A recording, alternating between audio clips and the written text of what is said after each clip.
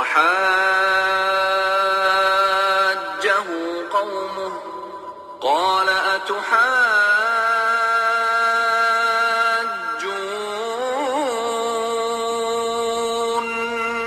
في الله وقد هدان ولا أخاف ما تشركون به إلا أن يشاء ربي شيئا وسع ربي كل شيء علما أفلا تتذكرون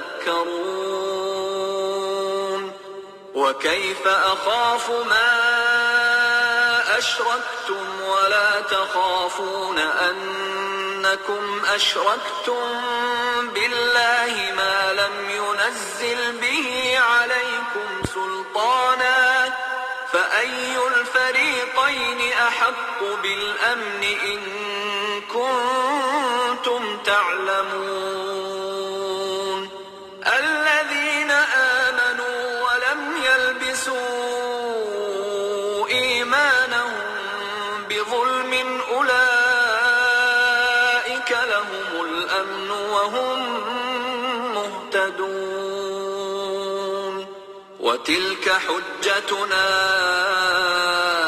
آتيناها إبراهيم على قومه نرفع درجات من نشاء إن ربك حكيم عليم ووهبنا له إسحاق ويعقوب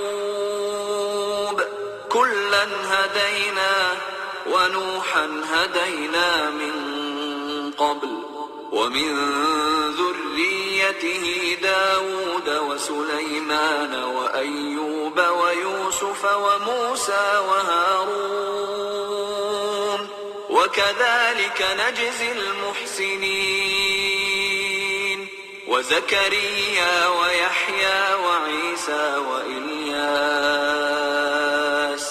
كل من الصالحين وإسماعيل واليسع ويونس ولوطا وكلا فضلنا على العالمين ومن آبائهم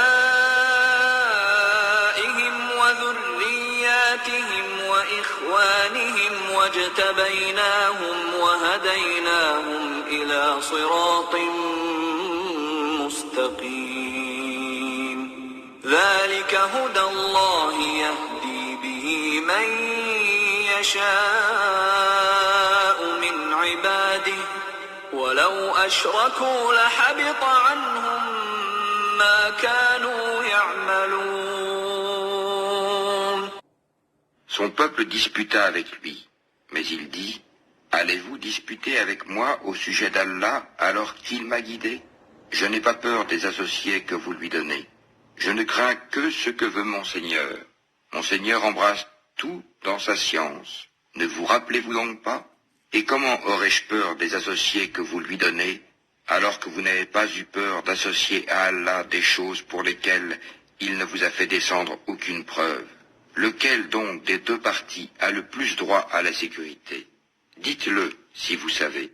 Ceux qui ont cru et n'ont point troublé la pureté de leur foi par quelque iniquité, association, ceux-là ont la sécurité, et ce sont eux les bien guidés. Tel est l'argument que nous inspirâmes à Abraham contre son peuple. Nous élevons en haut rang qui nous voulons. Ton Seigneur est sage et omniscient. Et nous lui avons donné Isaac et Jacob. Et nous les avons guidés tous les deux. Et Noé, nous l'avons guidé auparavant. Et parmi la descendance d'Abraham ou de Noé, David, Salomon, Job, Joseph, Moïse et Aaron. Et c'est ainsi que nous récompensons les bienfaisants. De même, Zacharie, Jean-Baptiste, Jésus et Élie, tous étant du nombre des gens de bien. De même, Ismaël, Élisée, Jonas et Lot, chacun d'eux, nous l'avons favorisé par-dessus le reste du monde. De même une partie de leurs ancêtres, de leurs descendants et de leurs frères, et nous les avons choisis et guidés vers un chemin droit. Telle est la direction par laquelle Allah guide qui il veut parmi ses serviteurs. Mais s'ils avaient donné à Allah des associés, alors tout ce qu'ils auraient fait eût certainement été vain. Assalamu alaikum wa rahmatullahi wa barakatuh. Que la paix soit sur vous, ainsi que la miséricorde et la bénédiction. Alors aujourd'hui, nous allons nous arrêter sur plusieurs sujets qui sont globaux et qui rassemblent finalement tous les mots MAUX qu'il y a dans notre époque, encore plus que dans les autres époques, Allahu a'lam, et qui touchent beaucoup de musulmans, qui touchent la communauté musulmane et qui touchent beaucoup de musulmans. Donc en fait, c'est la mort de l'âme entre idolâtrie, passion et idéologie sectaire. Et c'est le but en fait des élites occidentales, c'est finalement d'enlever l'humanité de l'humain, parce que tous ces slogans creux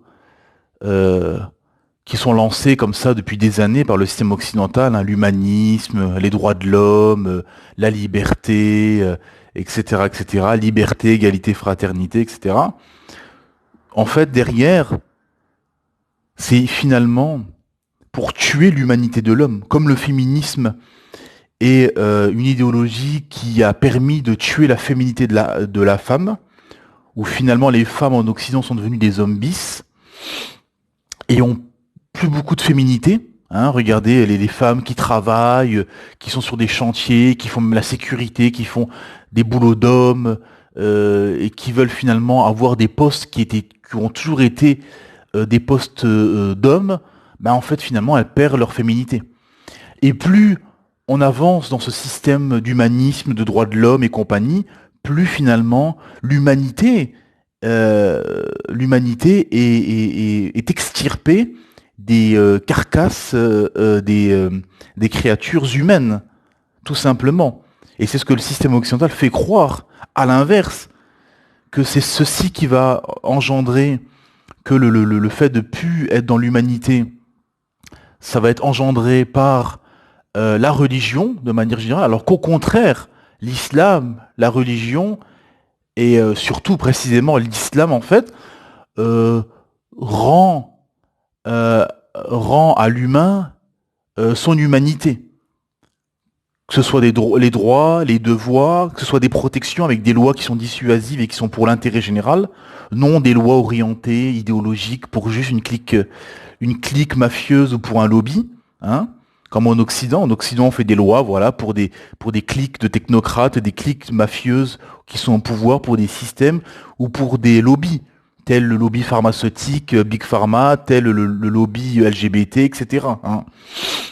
Alors qu'en islam, la loi est pour l'intérêt général, c'est une maslaha, et bien évidemment qui est dissuasive. Les lois islamiques sont dissuasives, c'est ça le but d'une loi, sinon ça ne sert à rien. Et seul l'islam va te donner justement cette humanité et va mettre un ordre, va poser comme ça des bases dans la société. Des bases dans la société. C'est pour ça que dans le maqasid sharia, dans les finalités, les préservations de la sharia, de la loi d'Allah subhanahu wa ta'ala, les savants ont fait ce travail avec comme première protection la protection de la religion, de l'islam, parce qu'elle va préserver toute la société. La préservation de la vie, hayat, la préservation de l'aql, de la raison, hein. C'est pour ça que notamment l'alcool, l'argent, les drogues, etc. sont interdits. Et la préservation de la famille, de l'honneur, et enfin des biens, de la propriété, de l'héritage, etc. Et certains savants rajoutent comme sixième protection, préservation, la préservation de l'écosystème, de l'environnement, de la faune, de la flore, de la végétation, etc. Et en fait, en Occident, on a poussé les masses et finalement, comme j'ai dit ces derniers jours dans des Space Twitter, c'est que le système occidental, c'est un système finalement qui est très très simplé, où il y a un affaissement intellectuel, voilà, ils le savent très bien que les intellectuels qu'ils ont eus, les écrivains, les penseurs, les philosophes, etc., ils ne les auront plus. Hein. Il y a un affaissement intellectuel, les échecs scolaires le montrent, le prouvent, il n'y a plus d'intellectuels, plus de penseurs, etc., en Occident de manière générale. Hein. Donc on a fait un affaissement intellectuel, on a perverti les mœurs, hein, avec, regardez par exemple juste les émissions de télévision, dans les années 70, 80, 90, c'était un peu plus intellectuel, plus littéraire, il y avait des vraies émissions de débat, par exemple comme Ce soir ou jamais, etc., et finalement, on a enlevé tout ça pour des émissions très simplées, débiles, style Hanouna et compagnie. Et aussi, on a perverti les mœurs et perverti les esprits avec tout ce qui est télé-réalité, etc. Où on a dénudé, on a mis beaucoup de nus à la télé. Et aujourd'hui, on le voit, on est dans des sociétés en Occident où on a sexualisé, qui sont des sociétés où on a sexualisé les esprits, où le nu est partout. Hein. Donc on a d'un côté rendu ignorant les masses à tous les niveaux, et d'un autre côté perverti les esprits, et on a érigé les passions en rang de divinité. Voilà, yadou billah. Et malheureusement, ça touche beaucoup aussi de musulmans à la communauté musulmane. Et il y a une idole qui a fait son apparition de façon, comment dire, plus complète et plus à découvert que dans les précédents siècles. Une idole qui a touché beaucoup de gens et qui divise la communauté musulmane et qui accentue les défauts humains, tels l'individualisme, l'arrogance, etc. Hein. Et il faut le dire, il faut mettre en garde sur cette idole, qui est tout simplement le nationalisme. Et ses adhérents qui sont les nationalistes. On a des hadiths, et on a des hadiths clairs sur la asabiya, sur le tribalisme et le nationalisme, où le prophète Mohammed sallallahu alayhi wa sallam nous dit que c'est une pourriture. C'est une pourriture. Et ça peut aller jusqu'au koufr, parce que on a d'autres hadiths qui disent que celui qui meurt qui combat pour son tribalisme, son nationalisme, qui combat et qui meurt pour ça, c'est comme s'il était mort d'une mort de la jahaliya, de mécréance donc. Donc c'est quelque chose, et c'est une idole. C'est une idole avec des codes, avec une image, le drapeau, avec des hymnes nationaux, hein, voilà, avec un texte vocal qu'on récite, que ces adhérents récitent parfois tous les matins dans leurs écoles ou dans leurs endroits, etc., qui fréquentent, qui est l'hymne national, avec des codes, des habitudes, etc., et qui concurrence finalement le système islamique, parce que beaucoup de ces nationalistes mettent le message de leur tribu ou de leur État-nation au-dessus du message de l'islam, et qui prend en référence et qui mettent une prédominance des lois de leur État-nation, qui est un mix entre plusieurs courants, et qui mettent les lois de leur État-nation au-dessus des lois islamiques. Hein.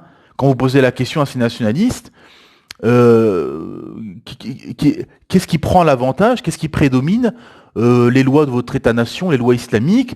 Ah ben ils bottent en touche en disant non, nous dans notre pays c'est comme ça, dans notre pays la loi c'est comme ça, dans notre pays nous on suit voilà notre système, etc. Hein. Ça veut dire qu'en fait ils ne se désavouent pas et ils ne mettent pas de prédominance des lois islamiques de la charia d'Allah subhanahu wa ta'ala sur toute autre loi. Hein.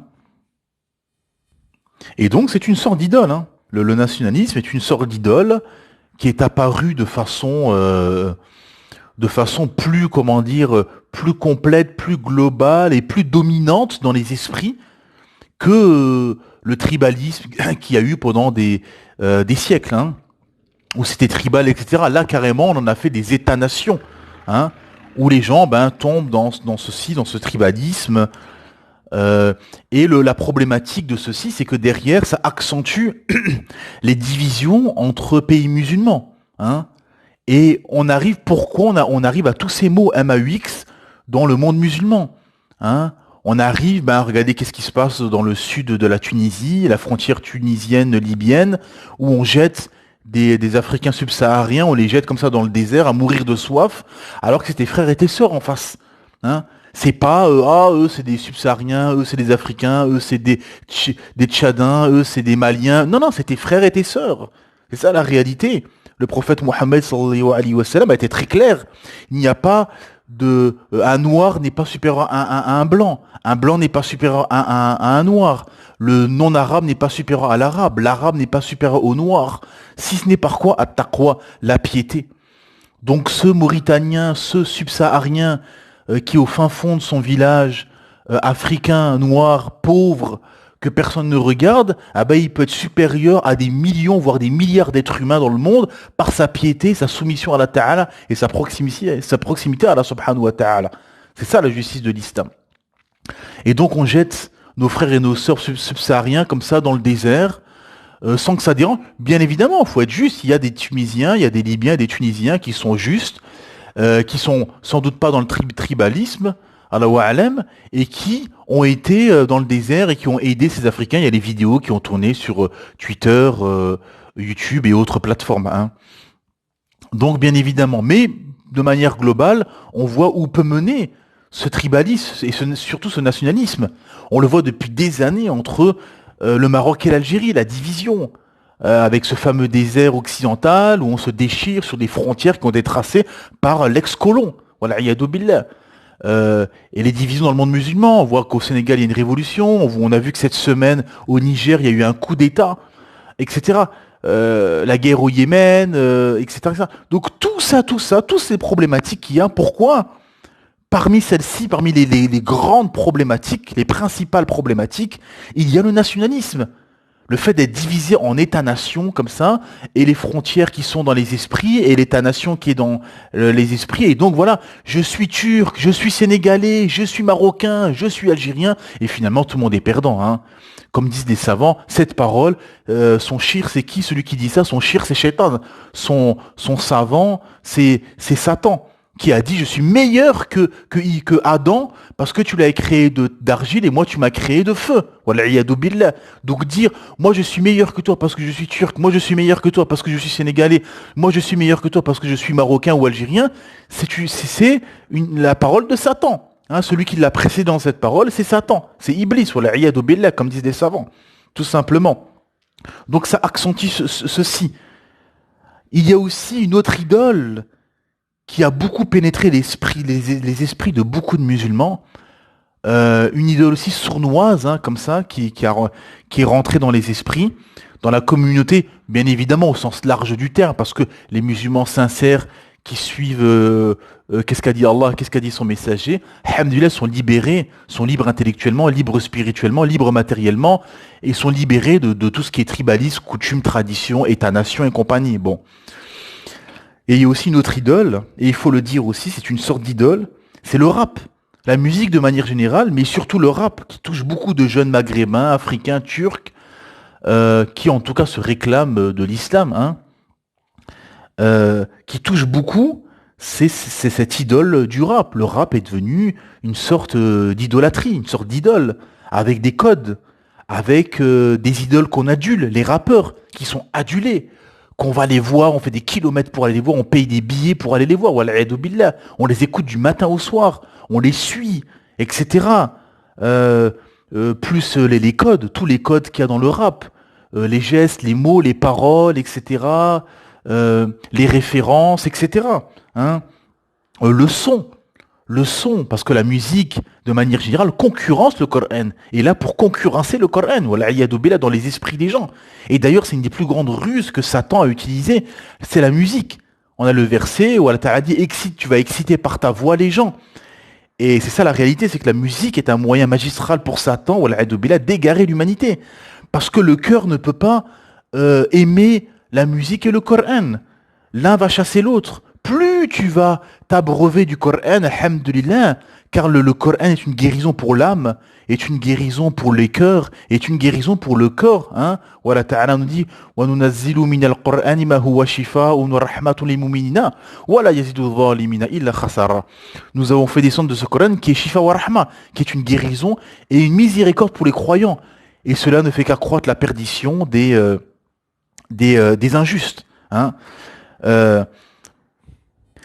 Et donc, plus tu vas t'abreuver de ceci, plus le Coran va chasser toutes les idées de la jahiliya, de l'ignorance, du shirk, des mauvaises choses, des mauvaises habitudes et de la musique.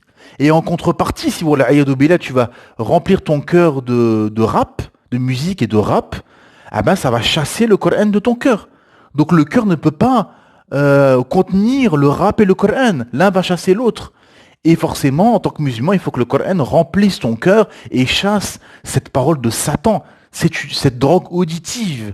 Parce que ce rap est une drogue auditive, pervertit les mœurs et appelle à la débauche, appelle à la corruption et au désordre. Et on l'a bien vu dans les émeutes. Dans les émeutes, dans les banlieues, la plupart des jeunes qui ont pillé, foutu le bordel et brûlé, etc., la plupart, quasi tous, écoutent du rap. C'est le rap qui est leur boussole. C'est ça la réalité, mes frères et sœurs.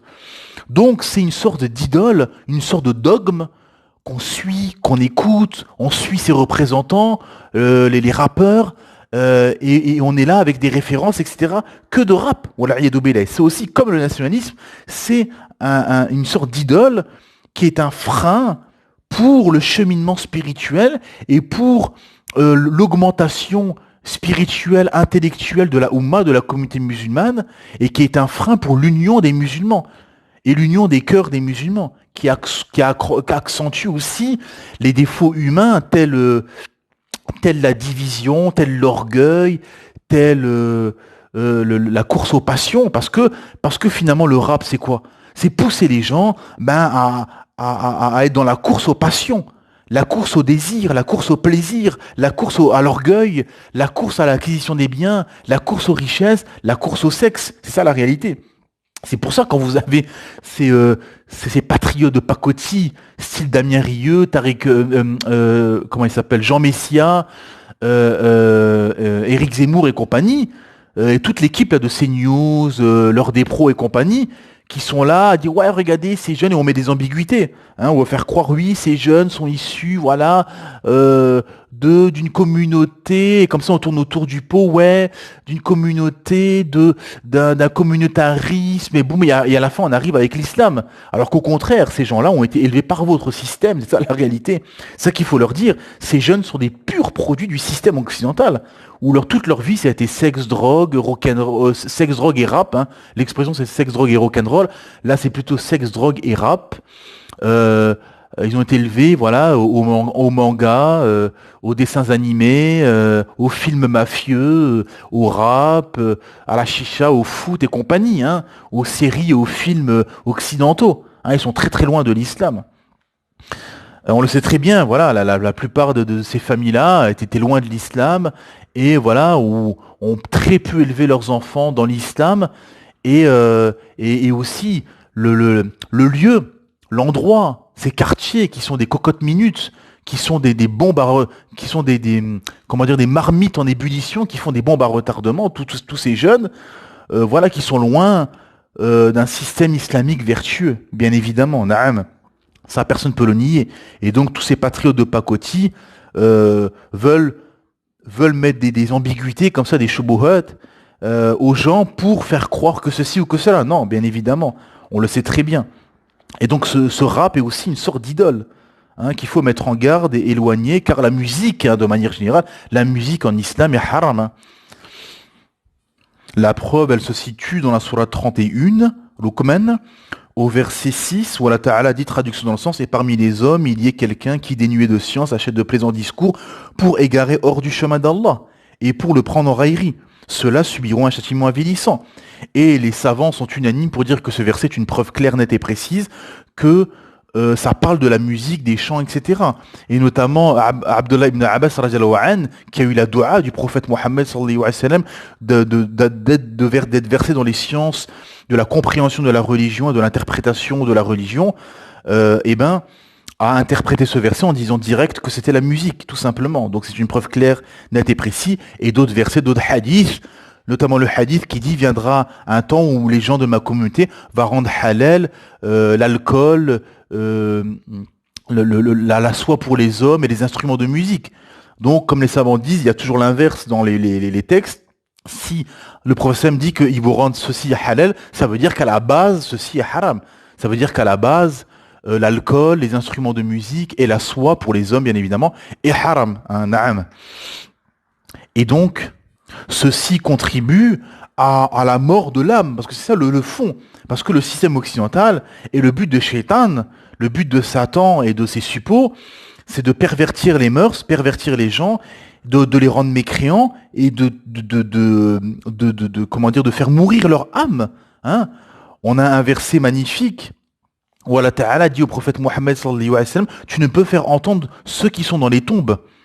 Ceux qui sont dans les tombes, et les savants nous disent qu'il y a une deuxième lecture qui est que vous allez avoir des gens qui vont être dans les tombes de leur passion, les tombes de leur argent, les tombes des jeux d'argent, les tombes de l'alcool, ainsi de suite. Hein. Excusez-moi, le trader à Wall Street, qui est là du matin au soir, il dort même à Wall Street, etc., dans l'économie, dans la bourse, etc., dans les marchés financiers, etc., lui, vous lui parlez d'islam, il va vous dire, non, non, qu'est-ce que tu racontes? Non, non, moi, j'ai pas le temps, moi, faut que je fasse de l'argent, faut que je fasse du business, moi, je suis dans la bourse, etc. Donc, le gars miskin, il est dans les tombes des tombes. Il est dans la tombe de l'économie, de la bourse et de l'argent. Hein. D'autres, c'est dans les casinos. Donc, du matin au soir, ils sont dans les casinos. Hein. Du matin au soir, lui, il est dans son commerce. Hein. Il oublie même de faire sa prière. Limite, il va faire les prières le soir en rentrant. Comme on avait un imam qui avait raconté qu'un frère était venu le voir et lui dire qu'il n'y avait pas de baraka dans son argent, pas de baraka dans son commerce. Et l'imam lui a dit direct, et tes prières, t'en es où? Ah, je les fais le soir en rentrant. Et l'imam lui a dit, mais c'est qui le patron du commerce? Ben, c'est moi. T'es ton propre patron et tu fais pas tes prières à l'heure? Ouais. Effectivement, le frère, il avait un commerce, il faisait pas ses prières à l'heure, il les faisait les soirs en rentrant. Parce que tellement préoccupé, parce que sa vie, elle est préoccupée, son esprit, son âme est préoccupée par l'argent, par son business, qu'il en oublie à faire ses prières à l'heure. Alors que c'est son propre patron, qui peut faire aisément et facilement ses prières à l'heure. Donc on voit que quand la personne tombe dans la tombe de ses passions, de son commerce, la tombe des femmes, du sexe, des jeux vidéo, de la musique, ainsi de suite. Hein. Beaucoup de gens, voilà, sont dans les tombes de leur passion. À ce moment-là, ces gens-là, c'est très difficile de les faire entendre, comme dans le verset, hein, parce qu'ils sont pris au piège et ils sont dans une espèce de mort clinique au niveau de l'âme, où ils sont pris au piège. Et ils ne peuvent plus raisonner et cheminer de façon vertueuse. Hein.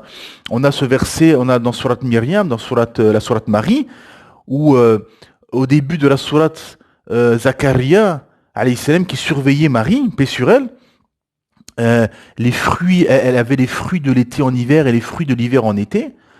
Et Zacharia lui disait, mais d'où te viennent ces fruits? Elle disait du Seigneur de l'univers, Allah subhanahu wa ta'ala.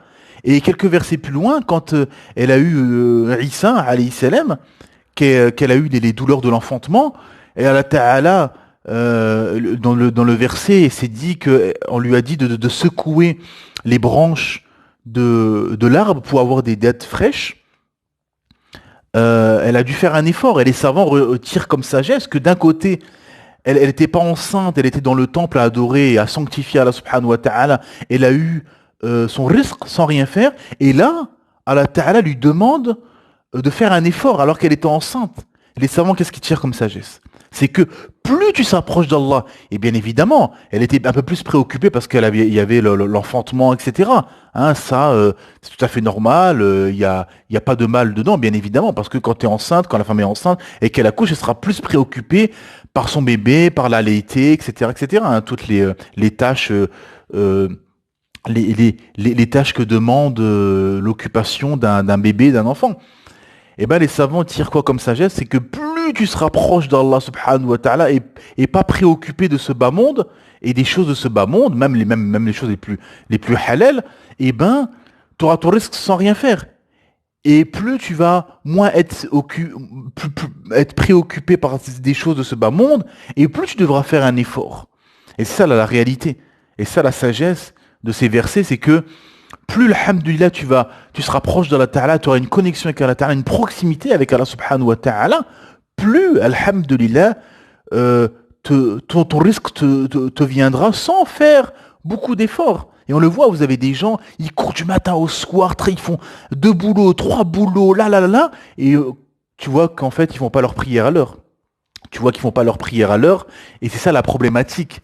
Et plus tu seras comme ça, et plus tu vas courir derrière ton risque. Et plus, alhamdoulilah, tu vas te détacher de ce bas monde, tu vas prendre du recul sur ce bas monde, et tu vas te rapprocher de ton créateur Allah subhanahu wa ta'ala, être proche d'Allah, plus ton risque te viendra sans faire beaucoup d'efforts. Subhanallah al-azim.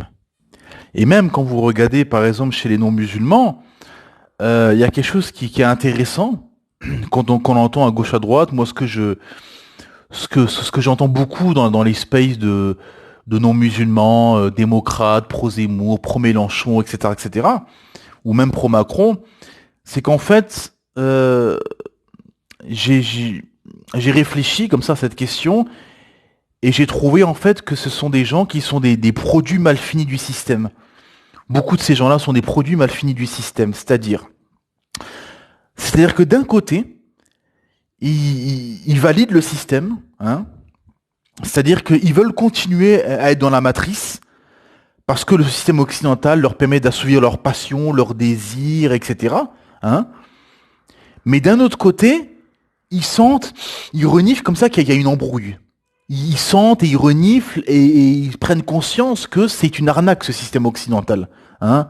Via la démocratie, on a vu avec le taux d'abstention qu'ils remarquent et ils ont compris que c'était un jeu de dupes. Ils ont vu aussi avec les gilets jaunes comment ils ont été brutalement muselés, massacrés. Avec ceux qui ont manifesté pour les réformes des retraites aussi, ils ont été brutalement muselés et combattus. Hein. Ils ont vu aussi qu'avec les émeutes, qu'à tout moment, avec des émeutes, tu peux déséquilibrer et faire peur à la population. Ils l'ont vu aussi avec les attentats. Avec les attentats, que des gens peuvent massacrer et tuer des gens comme ça, parce que voilà, il y a des failles dans le système. Donc via plein de choses comme ça, hein, au niveau sécuritaire, au niveau finalement des slogans que le système vend depuis des années, liberté, égalité, fraternité, on le voit que non, ce n'est pas du tout appliqué. Tous ces slogans creux de oui, chacun fait ce qu'il veut, etc. On le voit que non, finalement, tu peux pas faire ce que tu veux. Que si tu vas trop manifester, trop montrer ton mécontentement au niveau du système, des lois, des gouverneurs et des gouvernements, tu seras muselé, combattu, jusqu'à voir, on a vu, voilà, tous ces gens qui ont été éborgnés, tous ces gens qui ont perdu des mains, etc., qui ont été combattus, etc. On a vu toutes ces scènes, hein, de manifestants qui ont été brutalement combattus, frappés, muselés, frappés par les policiers, etc. Il le voit aussi que il y a de l'idéologie avec les LGBT, le Big Pharma, etc. On l'a vu avec les vaccins pendant le Covid, etc.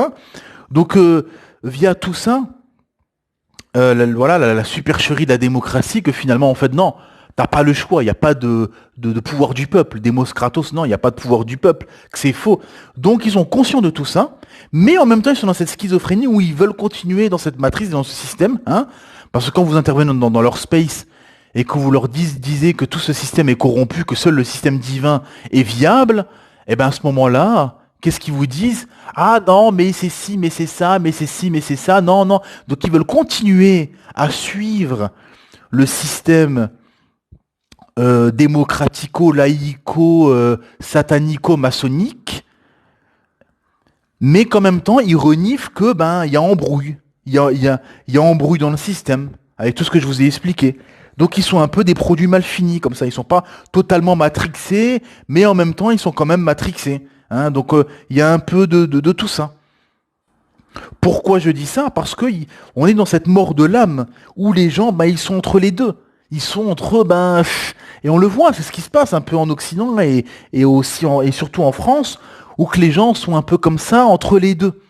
Entre eux se dire ouais mais bon oui mais non non mais oui mais le système oui nous permet d'assouvir nos désirs, mais en même temps on voit que c'est un système qui est pas vertueux, où on voit qu'on est dans la corruption des mœurs, on est dans le mensonge, où on est dans des slogans creux, finalement il y a rien derrière, etc. Hein, parce que finalement pourquoi tout ça?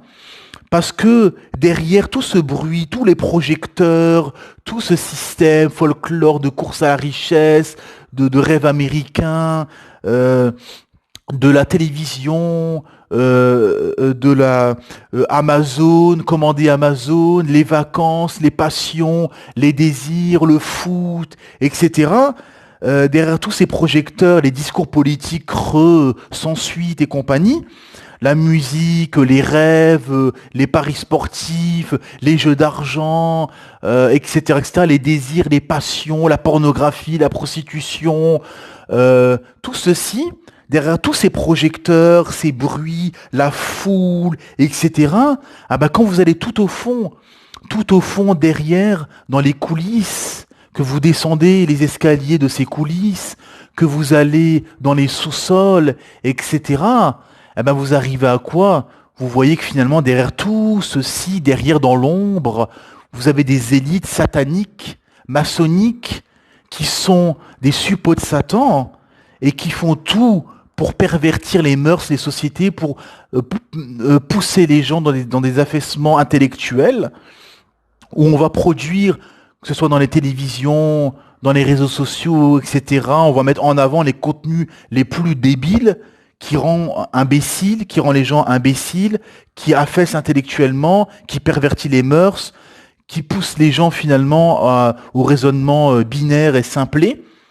Et derrière tout ça, vous avez toutes ces élites qui font tout ce travail de l'ombre qui avait commencé bien loin, parce que ces élites ont des programmes et des projets à long terme. Ça a commencé déjà avec la laïcité, où on a enlevé finalement la morale de l'Église, la morale des textes qui étaient tirés de l'Évangile, bien évidemment, la aqida, le batil, la aqida était complètement bâtie, le dogme chrétien était faux, falsifié. Ils n'ont pas accepté de suivre le dernier messager que Isa alayhi salam a dit, vous suivez le dernier prophète. Et d'ailleurs, beaucoup de rabbins, de prêtres, à l'époque du prophète Mohammed sallallahu alayhi wa sallam, se sont convertis à l'islam. Notamment, on a ce grand rabbin, Abdullah ibn Salam, radiallahu anhu, qui était un grand rabbin à Médine et qui était respecté et écouté et suivi par tout le monde, qui était dans la science de l'évangile et de la Torah.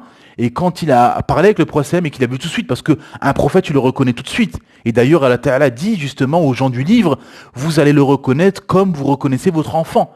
Hein? Parce que tu le reconnais tout de suite, le prophète. Il n'y a pas de débat, il n'y a pas de discussion. Et il s'est converti à l'islam, alhamdoulilah. Il a été combattu par les juifs, par les Bani Israël, qui ont dit non, cette fois-ci, ils ne voulaient plus l'écouter. Parce que c'était pas en concordance avec leurs passions et leurs désirs et leurs souhaits. Mais malgré tout, quand l'Église dominait en Occident, il y avait des mœurs, il y avait des lignes rouges, etc. Donc on a éliminé du jeu politique français l'Église pour pouvoir rendre tout halal. Par la suite, bien évidemment, entre-temps, il y a les deux guerres mondiales et mai 68 et le crash de 1929 qui a ralenti le processus.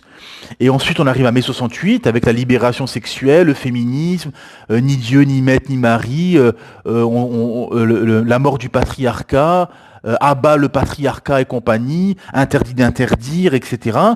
Et ensuite, il y a eu l'américanisation des sociétés, l'américanisation des esprits, sexe, drogue et rock'n'roll et compagnie, le rêve américain, etc., où on arrive à la perversion totale, où avec le marché financier complètement fou, le système bancaire complètement corrompu, le système démocratique qui fait croire que, mais en fait c'est faux, la perversion des mœurs, des sociétés, des esprits, tout chacun fait ce qu'il veut, comment ça s'appelle, l'égalitarisme à outrance, alors qu'on n'est pas égaux, les hommes et les femmes ne sont pas égaux, hein, chacun a on est différents, et Allah Ta'ala a donné des droits et des devoirs avec une prédominance de l'homme, etc., ainsi de suite, hein.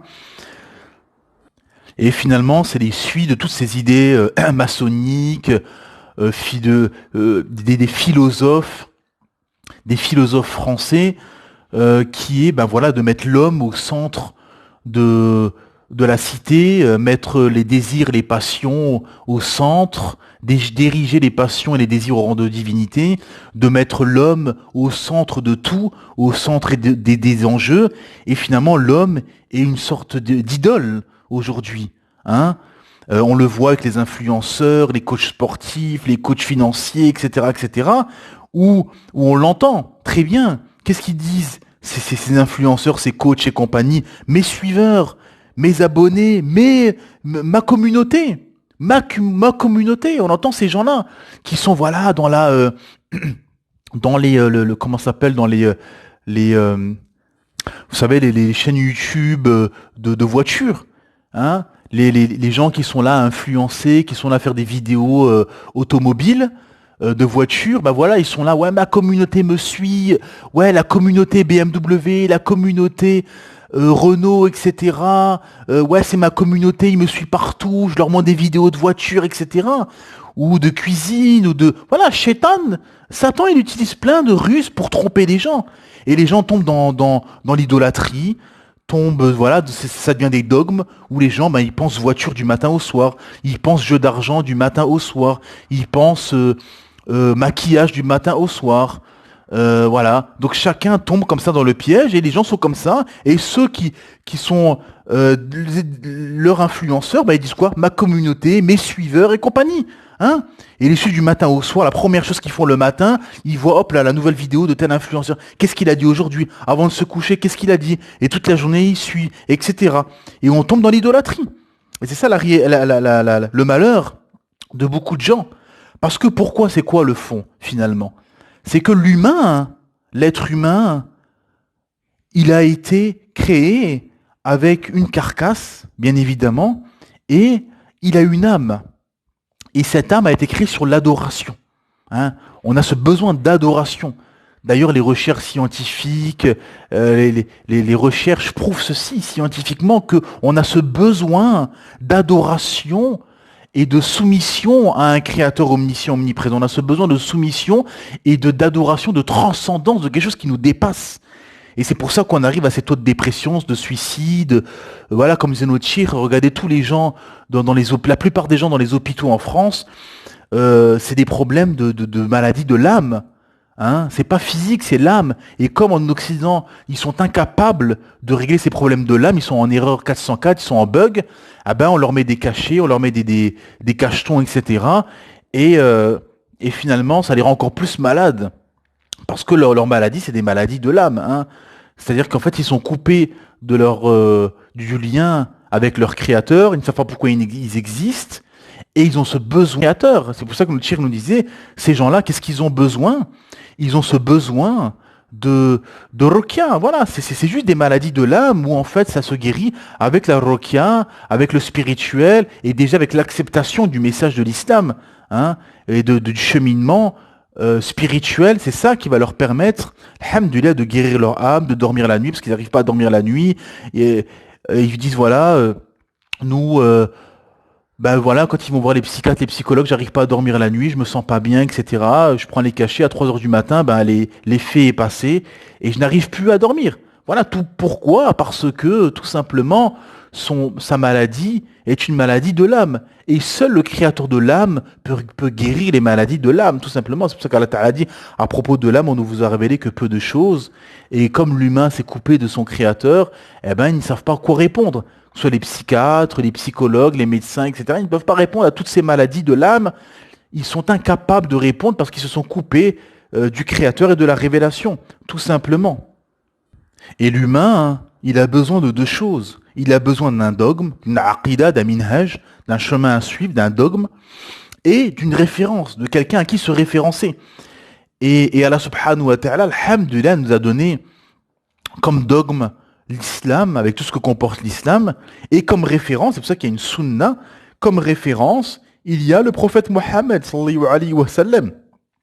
C'est pour ça que, pour se référencer, comment s'habiller, comment se vêtir, comment manger, comment dormir, etc. Il y a le prophète Mohammed sallallahu alayhi wa sallam. Et si tu n'adhères pas à l'islam et tu te prends pas comme référence le prophète Mohammed sallallahu alayhi wa sallam, ben qu'est-ce qui va se passer? Ah ben tu vas prendre comme dogme autre chose et comme référence autre chose. Et on le voit très bien. C'est pour ça que les gens sont dans la recherche de quelque chose, dans la recherche d'un dogme, de quelque chose qui va les occuper jour et nuit, dans la recherche d'une référence, de quelqu'un à qui se référencer.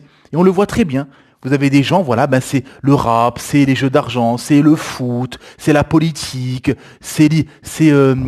comment ça s'appelle, l'écologie, c'est ceci, c'est ceci, c'est être un patriote, voilà, se référer à son État-nation, à son pays, être un patriote, etc., etc. Et il se réfère à des gens, hein. On le voit, regardez par exemple les fans comme je disais dans la Space, les fans de Johnny Hallyday. On l'a vu, ces vidéos, ces gens qui sont des fanatiques de Johnny Hallyday. Voilà, toute leur chambre, c'est des posters de Johnny Hallyday. Ils se font des tatouages de Johnny Hallyday. Ils pensent Johnny Hallyday du matin au soir, etc. Donc ils ont pris comme idole. Ils ont pris comme idole ce chanteur ou ces chanteurs. Ou voilà, d'autres gens, ils sont fans de tel footballeur. Qu'est-ce qu'ils vont faire? Ah ben ils vont mettre les posters de ce footballeur, ils vont s'habiller comme lui, ils vont se coiffer comme lui, on le voit très bien avec les jeunes. Ils vont se coiffer comme Ronaldo, comme Messi, ainsi de suite. Ils vont mettre le maillot à l'effigie de ce footballeur, ainsi de suite. Vous voyez les pièges? Donc les gens, en fait, s'il n'y a pas d'islam, de soumission et de suivi du dogme islamique et de référence, et que tu ne prends pas comme référence le prophète Mohammed sallallahu alayhi wa sallam, tu vas prendre comme référence toute personne, voilà, tel footballeur, tel acteur, tel chanteur, tel politique, et ainsi de suite. Même des dirigeants. Même des gens sont dans l'idolâtrie du dirigeant, de leur roi ou de leur dirigeant. Hein. Donc voilà. Donc c'est ça le piège idéologique aussi que beaucoup de musulmans tombent. Il y a les idéologies. Beaucoup de musulmans tombent dans l'idéologie. Oui, ils vont faire la guerre de tel pays. Ils vont faire la guerre de tel savant. Ils vont faire la guerre de tel dirigeant. Ils vont faire la guerre de tel groupe musulman, ainsi de suite. Ils vont tomber dans une idéologie qui n'est pas productive, qui n'a aucun sens, et que ce n'est pas la méthodologie du prophète Mohammed sallallahu alayhi wa sallam de rester bloqué comme ça sur quelque chose, sur quelqu'un, du matin au soir, de tel pays, tel dirigeant. Non. C'est ça la problématique aussi de beaucoup de musulmans. Ils tombent dans le piège de l'idéologie où ils vont, comment dire, résumer tout un pays à quelques erreurs de gouverneur ou quelque chose, etc. Non, on peut pas caricaturer tout un pays de 40 millions, 50 millions d'habitants, de 3 000, 4 000, 5 000 mètres carrés, etc. Sur des erreurs de gouverneur ou bien sur certaines choses ou certaines perversions ou certaines choses, etc. Non, les choses ils se jugent de manière globale. Faut pas être faut pas être binaire, faut pas être dans le blanc, le noir. Voilà, il y a le verre à moitié vide, le verre à moitié plein. Il y a du bien, il y a du mal. Il y a des choses, voilà, qu'on rejette, mais il y a des choses qui sont bien aussi. Donc il faut être dans la globalité des choses. C'est comme dans les pays, il y a plusieurs pays dans les pays. Hein. On le sait très bien que dans les endroits désertiques, dans les montagnes, dans les endroits un peu plus reculés des grandes villes occidentalisées, par exemple dans les pays musulmans, dans les pays du Maghreb ou africains, c'est plus préservé. On vit plus comme à l'époque, etc. Bien évidemment. Après, on ne dit pas que tout est parfait, etc. Mais bien évidemment, il faut prendre tout dans sa globalité. Faut pas être dans parce que après, quand on tombe dans l'idéologie, on est plus rationnel. C'est ça la réalité, mes frères et sœurs. C'est quand on tombe dans l'idéologie, on est plus rationnel. On est plus rationnel. Tel pays, regardez, tel pays fait ça. Ouais, mais dans tel pays, il y a aussi ça. Il y a des savants, il y a des universités, il y a de la da'wa, il y a ça. C'est-à-dire qu'il faut voir tout, le pour et le contre. Faut pas être dans une idéologie binaire qui n'a aucun sens et qui est injuste aussi, Parce que dire que tel pays est comme ceci, tel dirigeant est comme ceci, tel savant comme ci, comme ça, tout rejeter. Non, il faut voir le pour, le contre, les erreurs, les bons côtés, etc., etc. Et malheureusement, beaucoup de musulmans tombent dans les idéologies qui sont finalement des oxymores et qui n'a aucun sens et qui est juste faire plaisir à son âme ou faire plaisir aux gens qui te suivent. Non, ça ne sert à rien. Il faut être dans la sagesse. Faut prendre de la hauteur, faut prendre du recul, analyser les choses, voir le pour, le contre, les bienfaits, les méfaits, etc. Et agir en conséquence. Hein. C'est comme pour la hijra. Bien évidemment, il y a des pays musulmans, il y a des erreurs, il y a ci, il y a ça, mais il y a des bons côtés. Alhamdoulilah, il y a des endroits préservés, des endroits où tu pourras grandir et appliquer ton islam, alhamdoulilah, comme Allah Ta'ala te le demande. Tes enfants vont aller dans des écoles où on va leur apprendre l'arabe, on va leur apprendre le Coran, on va pas leur parler des singes et de la théorie de l'évolution, la théorie des genres, il va pas avoir de travelo qui va débarquer dans l'école, etc. Hein, c'est ça aussi la réalité, il faut être dans le rationnel et dans le réalisme. Voilà, c'est ça la réalité. Parce que comme le thème de cette intervention, c'est qu'après on va tomber dans la mort, on peut tomber dans la mort de l'âme, parce qu'on va être bloqué du matin au soir à faire ci, faire ça. Non, il faut constater, il y a un ordre de choses. Là, le principal ennemi du monde musulman, des musulmans, de la communauté musulmane, c'est le système occidental, hein, le système libéraux, maçonnico, libéral, démocratico-maçonnique, laïco-corrompu, qui combat le monde musulman. On l'a vu dans nos terres, avec les guerres qui ont été faites en Libye, en Irak, en Syrie, etc., qui combat les musulmans qui vivent sur ces terres, avec des lois d'exception, séparatisme et compagnie, et qui combat l'islam idéologiquement, c'est ça la réalité, et qui attaque nos références, qui attaque notamment par exemple le féminisme. Le féminisme, c'est du koufr, qui veut pervertir nos sœurs. Hein. C'est ça la réalité, c'est ça, il faut être dans le réel. Être dans le réel et être dans l'ordre des choses que les musulmans vont affronter et affrontent. Il y a un ordre des choses, il y a un ordre de combat, il y a des priorités. Il y a des combats qui sont dans l'urgence du moment. Hein, c'est ça la réalité. Il ne faut pas se tromper. Et pour terminer, malheureusement, chez beaucoup de musulmans, il y a ces trois choses-là qui arrivent, donc ce qu'on appelle, vous savez, les musulmans des passions.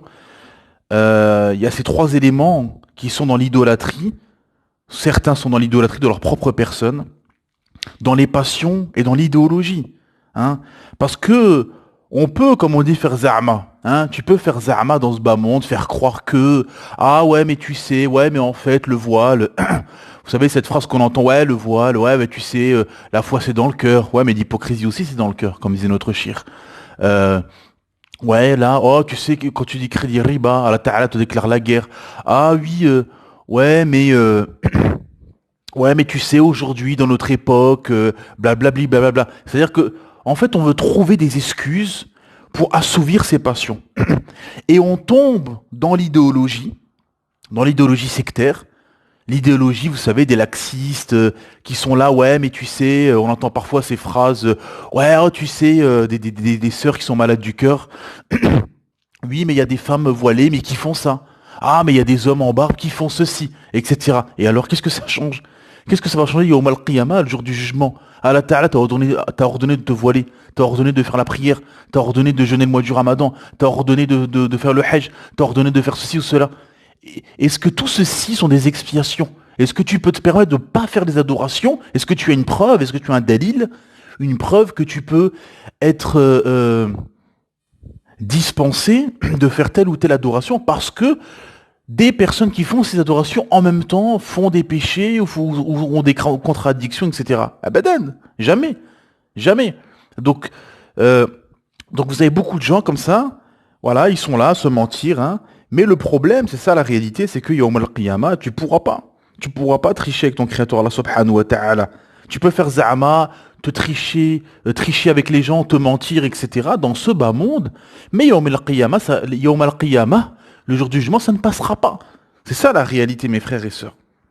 Alhamdoulilah, la personne qui s'est repentie, toute sa vie, elle a triché avec les gens, elle s'est menti à elle-même, elle était dans une idéologie de passion, elle faisait partie des gens des passions, etc. Et alhamdoulilah, elle s'est repentie de tout ça, de ses hérésies, de ses égarements, etc. Elle a fait tawbah, Inch'Allah, bi'idhnillah, cette personne sera Inch'Allah, si elle s'est repentie sincèrement à Allah subhanahu wa ta'ala, elle se repentira, acceptée, Inch'Allah, elle sera excusée, alhamdulillah. Mais la personne qui meurt sur cet état, wala iyadu billah, bah, yawm al-qiyamah, ça ne passera pas. Ça ne passera pas, c'est ça la réalité. Comme dans le hadith magistral où le prophète Mohammed sallallahu alayhi wa sallam nous dit chaque serviteur sera ressuscité sur la chose sur laquelle il est mort. Le croyant avec sa foi et l'hypocrite avec son hypocrisie. C'est ça la réalité, ça veut dire que tu peux tricher avec les gens, mentir, mais chacun mourira avec sa foi et chacun mourira avec son hypocrisie. Ou l'autre hadith magistral, le verset magistral qui dit vous prenez une partie du livre et rejetez une partie du livre. Et beaucoup de musulmans sont tombent dans ce verset. Prennent une partie du livre, rejettent une partie du livre parce qu'ils sont dans de l'idéologie sectaire, dans des passions et dans l'idolâtrie. Ils sont dans l'idolâtrie parfois de leur propre personne. Moi je suis comme ci, moi je suis comme ça, moi je suis une femme libre, je voyage, je fais ci, je fais ça. Alors que plein de sœurs qui sont voilées des pieds à la tête, qui sont à la maison à souffrir avec leurs enfants, à se battre avec leur famille, à éduquer une famille, alhamdoulilah, sur le Coran et la Sunna, et les rares fois qu'elles sortent, c'est voilées des pieds à la tête, masha'Allah, bidnillah. Eh ben, ces femmes-là sont très élevées chez Allah subhanahu, beaucoup plus élevées que beaucoup de femmes, beaucoup de sœurs qui se croient libres, qui se croient intelligentes et qui sont là dans la course aux richesses, dévoilées, au travail, je ne sais où. C'est ça la réalité. Vous avez des gens parfois qui sont rabaissés dans ce bas monde et qui sont élevés chez Allah Ta'ala, et des gens qui sont élevés dans ce bas monde, mais chez Allah, ils sont détestés et rabaissés. Subhanallah al-Adim.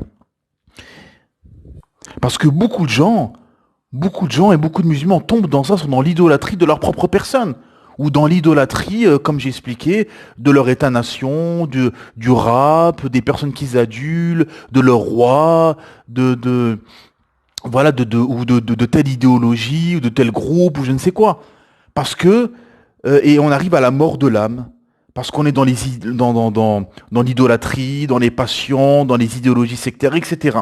Alors que le musulman sincère, qui a mis l'islam en priorité, et qui chemine sincèrement sur le sentier lumineux de son créateur, Allah subhanahu wa ta'ala, alhamdulillah, il est libre intellectuellement, libre idéologiquement, libre spirituellement, libre matériellement, et libre de toute emprise à gauche, à droite, sur les emprises sectaires, de coutumes, d'état-nation, d'idéologie, de passion, de laxisme, de manquement et d'idolâtrie. C'est ça la réalité. Et donc, comme nous sommes des créatures faibles, comme nous disait un shir que dans le Coran, Allah Ta'ala décrit l'être humain comme une créature faible, pressée, ingrate, orgueilleuse, etc., etc. Eh ben, pour se libérer de tout ça, de l'idolâtrie, du shirk qui est le pire péché en islam, des passions, même le shirk parfois caché, vous avez du shirk qui est caché, qui est dissimulé, comme dans le hadith, comme il vient dans le hadith, dissimulé, le shirk sera dissimulé comme des pattes, comme le bruit d'une patte d'insecte, hein, discret. Et beaucoup malheureusement tombent dans ce piège discrètement, petit à petit, parce que l'ignorance, les passions et les idéologies sectaires. Et donc, pour se libérer de tout ça, et des passions, des idéologies et de l'idolâtrie, c'est tout simplement d'être conforme à ce qu'Allah subhanahu wa ta'ala nous a révélé dans son Coran, dans la sunna de son messager. Allah Ta'ala, dans plein de versets, nous dit, ne médite-t-il pas sur le Coran? Ne médite-t-il pas sur les versets? Il faut s'atteler à méditer sur les versets d'Allah subhanahu wa ta'ala, rester ferme sur le Coran et la sunna de son messager, pour justement être libre de tout ça et de ne pas être des zombies et des âmes mortes qui errent comme ça dans ce bas monde et être pris au piège, dans le piège de Satan et de ses suppôts, qu'Allah nous facilite, qu'Allah nous maintienne sur le sentier lumineux de notre Créateur Allah subhanahu wa ta'ala et nous libère de l'idolâtrie, des passions, des idéologies et des systèmes des hommes. Subhanakallah bihamdik, shadu an la ilaha illa ant, astaghfiruka wa atubu ilayk.